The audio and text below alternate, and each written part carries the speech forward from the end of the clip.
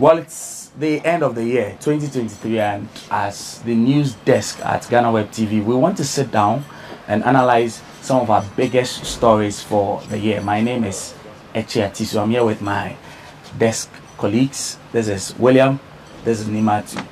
Nima, I want us to start from Parliament, because Parliament gives us most of our biggest headlines.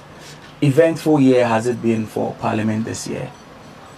Yes, it has been an eventful year. We had a lot of major happenings, and it started with the reshuffle of the minority leaders, where it brought some misunderstanding between the members and the party leadership, and there was some uproar in Parliament. Even people had to they held a press conference in protest of the reshuffle, but now everything is okay, and Atufosin, I can say, is doing a good job. And we had a major death of a sitting member of Parliament, that was Nkommo Wo MP. And we also had a by-election, and I say North, Diaspora, who is still in court. Which is one of the biggest issues. There were a lot of issues there, beyond just the case he had and he was ousted. Let's break it down. What happened first? What happened thereafter, and everything? Let's let our viewers know what happened. You know, per the Constitution, you must not have a dual citizenship at the time you contest to be an MP. But with the Diaspora's case, what happened was that he denounced his citizenship. But at the time he was filing, he hadn't received his certificates.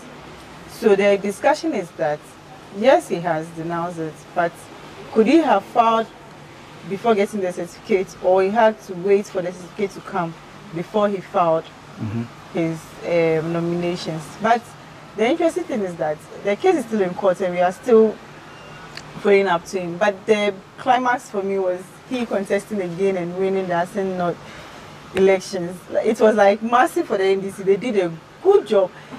If there was anything like teamwork, the NDC did a great job in executing Assembly North. They all came on board. Everybody, from every member of Parliament I know from the minority was as Assembly North campaigning.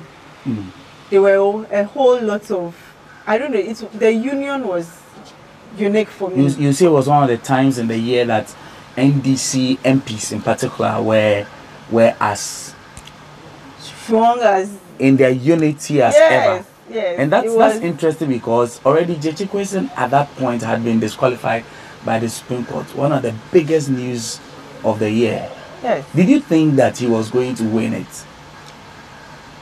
I think I had high anticipation he was going to win, because looking at the way the case was presented, they made it feel like it was just a deliberate attempt to frustrate Diaspora. And then, you know, Ghanaians, when there's a deliberate effort to bring somebody down and they are with you.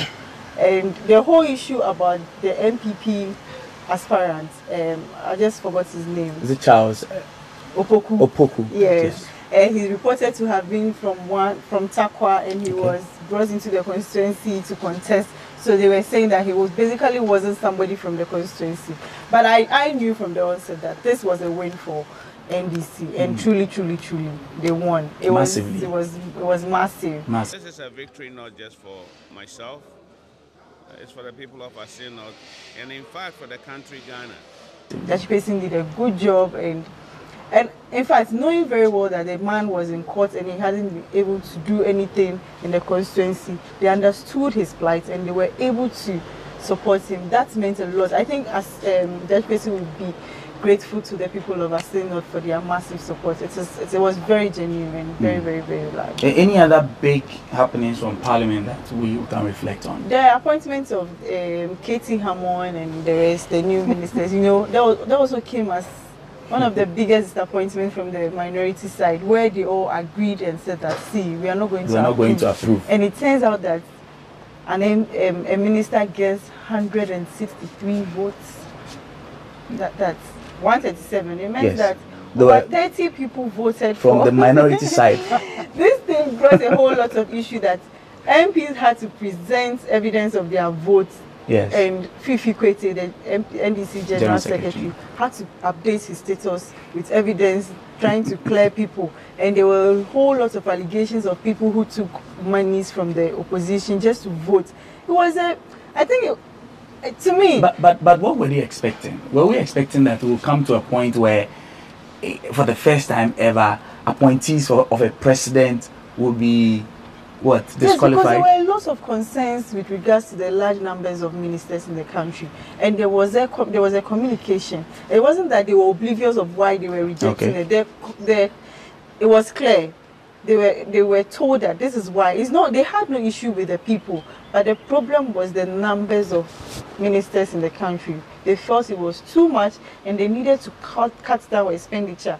And if you are cutting down expenditure and you want to appoint ministers, you are appointing like more than 4. You are going to pay them. Yes. So in an effort to ensure that there is a cut in government expenditure, we are not approving new ministers, only for them to come out, the results to come out. And over 30 people from the minority endorse the minister. Very big shock.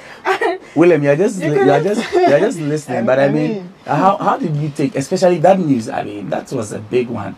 And people wonder why the minority disappointed Ghanaians. The House has accordingly approved the nomination of the following persons as ministers and a deputy minister in accordance with Articles 78(1) and 79(1) of the Constitution.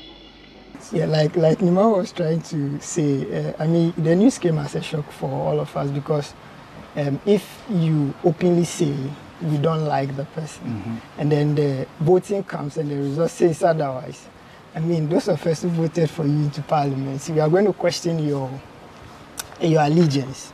Is it to us? Is it to government? Is it to your party? Things like that were running through my head when the news came out. But there have been a lot of people who keep saying that, you see, Parliament is like a family. They're friends. Beyond the fact that they are on either sides of political divides, these people are friends. They eat together. They run moves. One of the reasons why Kwabena Donko, the MP for Pro East, was accused of voting for K.T. Hammond. He said, he is quoted to have said that while responding to this appointing of the minister, he said, there are people we have met here and we've been with them for a longer period. It is the reason people assume he was compromised, because he made a justification that, see, these people, they are my friends. I've known him since I came parliament. I came to parliament with him. So you don't expect me not to vote for him because of the party. He did not admit he did not vote for K.T. Hammond. Or neither did he say he voted for. But for his comments, there was a lot of backlash that, yes, he's one of the people. And truly, when you you get closer to these MPs, you know they are friends. They are friends who have come through for each other. So you don't expect him to hold a position and you will not vote for him. Even though it defeats the party stance, sometimes it goes beyond party relations and goes to like allegiances for parties. Yes, because they have been friends. K.T. Hammond and Doko came in.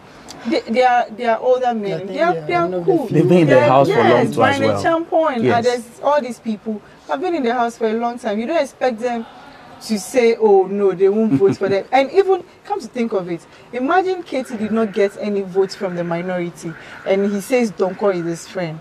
Have you wondered the relationship after? Yes. I mean, we've also seen the same thing play out in, let's say, Kennedy, Japan, and then some of his friends MPs after, say, he lost his bid to become the flag bearer of the NPP. Yeah. I mean, a video we saw afterwards, you realize that the relationship he claimed to have had with the ones MPs, they were exhibiting to him. Yes, you see, there were some obvious signs that, look, the guy was disappointed in the people he claimed to call his friends. Now, Nima, just last month, another major happening in Parliament when the parliamentarians had to vote on the 2024 budget. Remind us of what happened. Another big deal. What happened in the House, and especially from the majority side? What was that happened? So when there is a vote in Parliament, you are supposed to either say aye or no.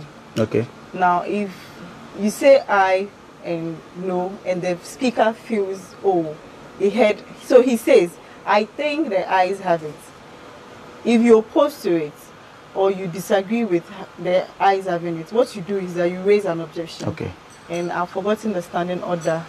So Speaker put the question on the approval of the budget and said, I think the ayes have it. If he has said, I think the ayes have it, so the ayes have it, it meant that he had taken his time. So there would have been a need for him to have continued beyond just saying say that the ayes have it. But at this point, all he said was, I think the ayes have it. As soon as he landed, somebody got up, the deputy minority leader, Amabua, got up to say that no, he disagreed with the ruling that the ayes do not have it, so they should do a head count. The majority said no. The man had said, I think the ayes have it, so the ayes have it. But he did not say it. I can say this on tape because I had a flash. I listened to the video again. Yes, which we all did. And so we realized he didn't actually... He did not make a ruling. So based on that, the speaker said, okay, let's do a head count. Then the minority said no. The majority said no. They heard him say the ayes have it and this and... You were in the house. The majority at that point, did they have the numbers? There were a few people who were not present. But they did not have the full numbers? No, they did not. We were all aware of the fact that for the minority, Jachi Payson is out of the country due to medical reasons, so he's currently in Canada. But one person who was absent was Zaneto. Okay. The reason unknown. I didn't get that. Okay. But some of the people from the majority side was Kennedy and I think one Mavis. I think she was the deputy minister for foreign affairs. They didn't have the numbers. That's what they say. So for the minority to get angry, and walk out. Stage a walkout. Yes, it was quite. Their own budget. Yes, it's strange. And people actually tease them for that. Yes, you should argue, make your points, but to walk out, it meant that you don't believe in your own. You are actually giving up in your own budget. So I think it raised a lot of concern.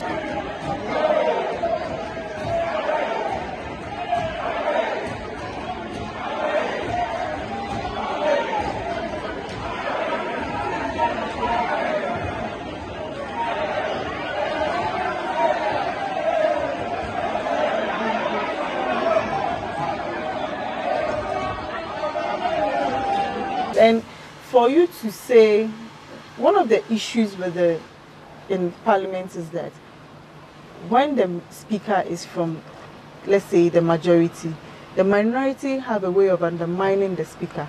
When the speaker is from the majority, the minority have a way of undermining. This has been consistent. In the time of Michael Quake, we had an instance with him and Haruna Idrisu, where you see them exchange, make arguments, and you feel like, is this some sort of disrespect? Or it's the same thing with Bagbin and majority leader Osechi Mensah. You feel like, is it arrogance? Is it disrespect? Yes, it's been going on. I don't think it will end anytime soon. But the key thing is, he's a speaker.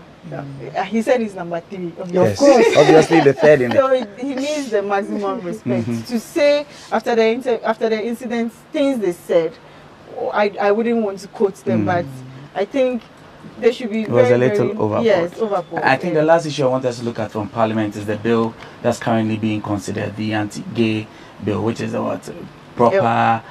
Promotion of proper human okay, it's a long one. We know it as the anti-gay bill. How far has that bill gone now? For the speaker, he has taken a stance already. He said he would ensure this bill is passed, but there are lots of concerns. And currently, it's being considered, and during the consideration stages, they bring in something and they take out something. When a language is not clear, you need to be very clear on it. Undermining, the recent one was the word undermining. They wanted a clarity on what undermining meant.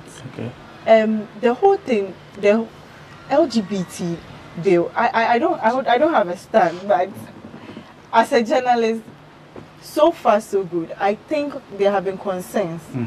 For a bill to pass through Parliament, it means that it must have met all the constitutional. There should be no errors. It should come where it benefits everybody. It shouldn't be something you want to use to punish people. It shouldn't be like there's a deliberate effort to target people. Which the current bill seems to look like. Yes, and people have raised concerns of human rights. Personally, I don't know why I'm interested in what people do in their bedrooms, but when you want to do it publicly and make it feel like it is something that should be adopted by everybody, and that's where the problem is. And even Sam George, one of the sponsors, has made it clear that his advocacy has to do with the fact that people are now educating people on it. Like, you see, he mentioned that Deborah Vanessa was taken to a school between children the ages of 8 to 12, and they were telling them that there is nothing wrong in dating your fellow guy.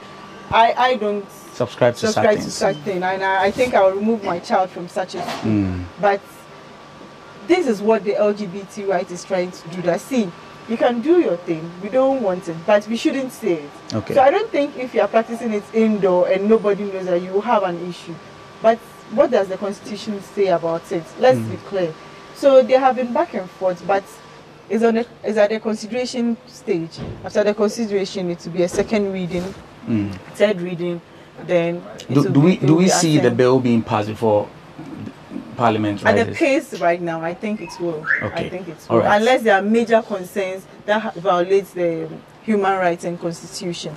But for now, with the pace at which it is going, the considerations, I think it is. Let's do a quick run through some of our general news stories. We'll come to health, and William will help us with that. But general news stories, this year we've done a lot of stories. I think the Domaini and the Asantine have been in our news more than any other year, for whatever reason. Just yesterday they were in the news. Yes, and I feel like we've enjoyed telling their stories. Just at a point, I don't know, I had my reservations at a point that, okay, we could be fueling too much of this. But for a lot of the reasons, these two traditional leaders have also stayed away from it as much as possible. Yes, because coming from the minister yesterday in an interview, the chief transit minister, was amazing. He said they will settle it. Yes, it meant that we are not ready to and it's true. You see, with issues of religion, chieftaincy, culture, traditions, you don't. You take side, especially if you are not careful. A bit of law to it. Yes, you just ensure that they don't clash so much. If not, because sometimes you try to avoid it, but you see, the temptation is high. For the court to prevent Domahini from attending the funeral because somebody he's fighting there'll be a clash. It's a big thing. It's a big deal. The part of it for me is the fact that the Doma is the Bono president of the regional house, and then he, as the president, was prevented from going to the funeral of one of his. I mean, with anticipation that there could be a clash. It meant that they were ready for it. But you know, there was a backstory to that, by the way. Let's be careful with these things, because let's not forget. Let's not forget what happened in Tamale with regards to this thing. Boku, they are based on this chieftaincy thing. We shouldn't create a situation whereby Doma people and the Asantis will see themselves as enemies. We shouldn't get there. We are which is the thing we must be careful about. We just need to be careful how we entertain these things. And if there is a possibility that they could bring them together and resolve these ones for all, it makes sense. It will be a good benefit to the country at large. Otherwise, then let's not dwell too we much. We hope that going forward, please. Someone also mentioned that you know, the supposed banter between the two actually brought out some aspects of culture and history that we didn't know. Ordinarily wouldn't have. Yes, which is true. There were stories where we defeated somebody. I think they said Doma people defeated Ashanti. Yes, and there's no clear. Yeah, they used to be one people, and then at a point they divided, and then Doma people moved this way, and then I mean, it makes interesting. Culture is very interesting. Yes, it's interesting. I think that's why we should all be writing our own history, so that people don't have to tell it for ourselves. But again, this year. It's the year before. Election. We've had the NDC primaries. And we have MPP orphan constituency. Of course. And then the major blow. Yes. The big names who lost out in the primaries. And then the MPP have also elected their flag bearer. Yes. What do you see in next year's election?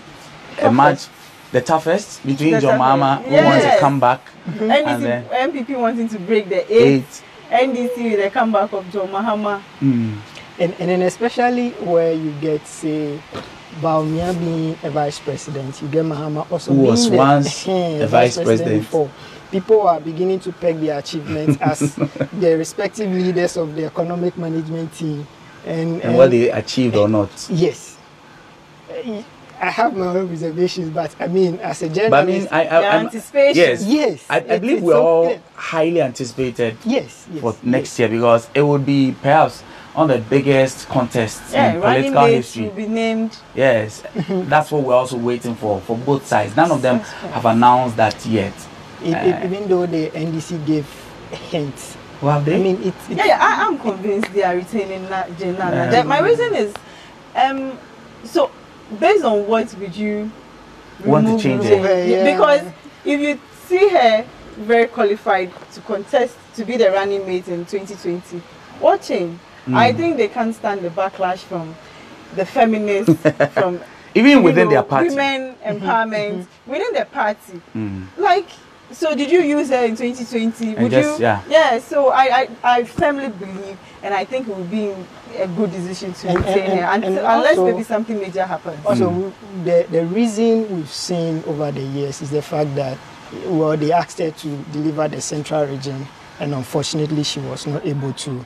Well, the number was quite okay at the time. So I'm feeling that that's not a strong reason enough to say She's you one want person. to. Yes. She's one person. Expertise. She's she's I think over her she a has highly 2 qualified PhD. person. All her children have PhDs. She has a major from it. I know those are a lot of interesting discussions that we'll get to have all the same. But William, take us through the things that happen within the health sector this year. Okay. I'll first of all want to start with our in-house campaign against for the legislation for organ harvesting and then something like that. We thought it wise as a house to probably look at our contribution to society, and one of the key things that stood out for us is let's push for the legislation that will guide us as a country to Harvest organs. Okay. Yeah, and you realize that we do have a lot of accident cases, and many of these people sort of die away with their organs. And if you listen to medical experts, you talk to them, they'll tell you that, look, a lot of people also die because they couldn't get one organ or the other to probably save their life. It could be a thumb, it could be a leg, it could be a kidney, it could be a heart, it could be anything. And the current situation we have in the country is that if, say, I have a kidney problem and I want to transplant, well, I have to get a donor and then get some money, and then I'll go all the way to India, right, to ensure that, and even that one, getting the donor, we have to ensure compatibility, a whole lot of things we have to do. Yes, so we thought it wise that let's raise the campaign, push the lawmakers, so that we can have a framework that guides organ donation and then transplantation. Which is a campaign we've been running, I think, since July or August. Since July. July of this year. A few people I've had this conversation with also raised the concerns that, well, if we have something like that recognized in the country, it's going to promote the black market in Ghana. They're always the bad sides. Yes, or negative sides. But you need to. My defense is that once we have this conversation now, and we get the trail going, when we get there, I think we can cross. We can cross that. But which other things happen in the area of health? Yeah. Okay. So Kolebu and then some few other hospitals did something remarkable. Okay. So this year we had our first a team of Ghanaian doctors. All black doctors performing a kidney transplant. First time ever. Yes, and it happened in Kolebu. And I felt that's an achievement, because it has given us the possibility that if I have a kidney failure and I get a donor, I don't need to go all the way out to India to have. Which other things do we have? We're just pressed for time, so I want us to box up everything. Okay. Then you remember our UGMC, University of Ghana Medical Center. Okay. They also operated. They did an open heart surgery. Okay. On cardiac intervention in kids. Okay. And I think that was also a major something one. remarkable. Given the fact that that's a new hospital, and then starting off their history of becoming... lots of good testimony about you, James. Yes, yes. And people you talk to who have been to the place before, I mean, they'll tell you that, well, their services are okay, the environment is clean. Just a final one before we go to crime and... Yes, so to top it all, Confano Teaching Hospital, they performed a 6-hour-long operation to repair a polyemia in a 5-month-old baby. What's that? What's a polyemia? So it has to do with the malfunction of the limb. Okay. Yes, and then they had to. So the baby came out with four limbs. Oh, okay. Yes, so they had to operate on to ensure that. Yes, this was a 5-month-old baby. Okay. To ensure that this baby gets to walk. A lot has been happening in health as well. 6 hours. 6 hours long. And they were successful. They were highly successful. Wonderful. Yes. Now let's quickly look at crime. Yes. Well, yeah. We have major cases. We have Atufosin. Opunis case is still pending. Still pending. I think it's been 6 years. It's still pending. Very long. We have Namwan. I can't wait. I don't know when it will end, but I can't wait for it to end. We have Cecilia Dapa. Yes. Case. Another big case. I mean, some of these cases, we just can't wait for their final judgment. Yes. And the OSP has been in the news as well. Yes. Yes. Frustration? What is he? It's difficult when I don't know how to phrase it right, but it is you are appointed by the same party. It's not like it's an opposition party that came to meet you and they are frustrating you. It's sometimes funny. He really needs to come clear. Is the special prosecutor in a position of "I told you so"? Of course, right now that is very obvious because Amidu told him. Amidu just said it. I told you so. He was very blunt about it. But do you think he's winning the fight? Until he's able to finish one case. Until he's able to finish a case. You know, in his justification, there are a number of cases going on. But can we see an end to one case at least? Do you know he hasn't achieved anything if it comes to not investigations? Everything is hanging. For Ghanaians, for me, my achievement is that, or your achievement is based on the thing you've completed. If you come and you are ranting, if you take me to court and at the end of the day, I am vindicated and I'm discharged and said, you've not done anything. We want to see somebody go to jail. So corruption. So also another justification they give is the fact that if I gather all the evidence I can as an OSP, I take it to court, and then the court vindicates you. I did my work still because I went ahead to conduct investigation, brought evidence, except that perhaps the court says it meant that your evidence was not strong enough. But he needs to complete at least a case. Yes, I mean he has taken more than. Because apparently there are some cases in the northern region he's still looking. Do you remember the PPA case with the CEO? It's still pending. Yes, it's still pending. A lot. To be honest, I think that the OSP is overwhelmed. If I can say it that way, sometimes when you read some of his statements, you'll be like, is he going to really do this job? Yes. But I want us to conclude with this. Sorry, I'm cutting through a lot of the conversation, but let's conclude with what happened with the IGP. That was another major happening with people high up the police service plotting the ousting of their IGP. Boss, what do people think about that? That news came as a blow to me because was it that you didn't expect it or was shocking? Which one? No, I didn't expect it. In a sense that if it should be some agitation within the police service, it should be the junior officers having those agitations. But those high up, you get POMAB members sort of plotting to get. And when we sort of were watching the interrogations going on, and some of the confessions the senior officers were making, I mean, some way. Nima, what would you say? My first comment was, "Hey, no way, cool." Very true. Like that was my first comment. Yeah. But you see, we have a kind of feeling towards IGP because of his public display of, should I say, how he handles himself in public. But there are two things. Is either the IGP is doing that good to job, gain yeah, a public sympathy for us to say he's all good, but within he's a mafia, or the people do not want to be disciplined. And he just wants to do things right and they are opposed to it. In any way, the IGP issue coming outside was a big deal. Yeah. You see, when you it's like putting your money in a bank and they tell you that the armed robbers have stolen your money from the bank, it makes you question, how did it? Yeah. Yes. So within them, if there's no unity, there will be a whole lot of, it means that when somebody is doing something right, somebody is messing it up because of self-interest. You are fighting the IGP because you are due to the same position. Just a final quick question for both of you. Did you at any point in this case feel that it was going to break the police service? Of course. Yes. I knew it would. You as well? Yes, two people who feel they have the same position. You have cycles.